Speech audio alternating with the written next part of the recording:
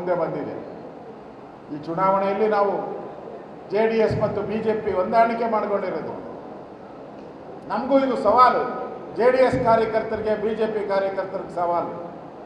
ಮೊನ್ನೆ ಯಾರು ಶಿವರಾಮೇಗೌಡ ಹೇಳಿದ್ನಲ್ಲ ಬಾಯಿ ಬಳಿಕ, JDSನ ಮತ್ತು BJPನ ಬೇರೆ ಬೇರೆ ಮಾಡಿಬಿಡ್ಬೇಕು, ನಾನು ಹೋಗಿ ಮೋದಿಗೆ ಹೇಳ್ತೀನಿ ಅಂತ. ಯಾವ ಪಾರ್ಟಿಯಲ್ಲಿ ಅವ್ರಿಗೆ ಗೊತ್ತಿಲ್ಲ ಈಗ. ಅಂದರೆ ಅರ್ಥ ಆಯ್ತಾ? JDS BJP ಒಂದಾಗಿದ್ದರೆ ಇವರು ಬೇಳೆ ಬೇಯಲ್ಲ, ಇವರು ಮುಂದಿನ ಚುನಾವಣೆಯಲ್ಲಿ ಗೆಲ್ಲಲ್ಲ. ಅದು ಸ್ಪಷ್ಟವಾಗಿ ಗೊತ್ತಾಗಿದೆ. ಗೆಲ್ಲಲ್ಲ ಅನ್ನೋದು ಗ್ಯಾರಂಟಿ ಗೊತ್ತಿದೆ.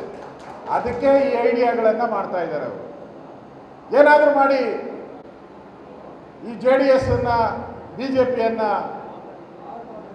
ಭಾಗ ಮಾಡಿಬಿಡ್ಬೇಕು, ಆವಾಗ ನಾವು ನೆಮ್ಮದಿಯಿಂದ ಇರ್ಬೋದು ಅಂತ ಕುತಂತ್ರ ಮಾಡ್ತಾವ್ರೆ. ಇದರಲ್ಲಿ ಎಕ್ಸ್ಪರ್ಟು ಸಿದ್ದರಾಮಯ್ಯನವರು ಈ ಥರ ಕುತಂತ್ರ ಮಾಡೋದು, ಹಿಂದೆ ಪರಮೇಶ್ವರನ್ನ ಸೋಲಿಸಿದ್ದು ನೀವೆಲ್ಲ ನೋಡಿದ್ದೀರ. ಚುನಾವಣೆ ಆದಮೇಲೆ, ಈ ಪಾರ್ಲಿಮೆಂಟ್ ಚುನಾವಣೆ ಆದಮೇಲೆ ಯಾರ್ಯಾರು ಬಂಡವಾಳ ಏನೇನೋ ಅನ್ನೋದು ಗೊತ್ತಾಗ್ತದೆ. ಯಾರಿಗಾರ ಡೌಟ್ ಇದೆಯಾ ಮೋದಿ ಪ್ರಧಾನಮಂತ್ರಿ ಆಗೋದು ಡೌಟು ಅಂತ ಯಾರ್ಯಾರು ಇದೆಯಾ? ಯಾರಿಗಾರು ಇದೆಯೇನಪ್ಪ? ಯಾರಿಗಾರು ಇದೆಯಾ? ಯಾರು ಇಲ್ಲ. ಸಣ್ಣ ಮಗುನು ಕೇಳಿದ್ರೆ ಹೇಳ್ತದೆ ಮೋದಿ ಮೋದಿ ಮೋದಿ ಅಂತ. ಎಲ್ಲ ಸಮೀಕ್ಷೆಗಳು ಇವತ್ತು ಮೋದಿ ಮತ್ತೊಮ್ಮೆ ಪ್ರಧಾನಮಂತ್ರಿ ಆಗ್ತದೆ. ಮೋದಿ ಮತ್ತೊಮ್ಮೆ ಪ್ರಧಾನಮಂತ್ರಿ ಆದರೆ ನಿಮ್ಮ ಸರ್ಕಾರ ಗಟ್ಟಿಗಿರ್ತದ? ಫಸ್ಟ್ ನೋಡ್ಕೊಳ್ಳಿ, ಫಸ್ಟ್ ಗಟ್ಟಿಗಿರ್ತದ ನೋಡ್ಕೊಳ್ಳಿ.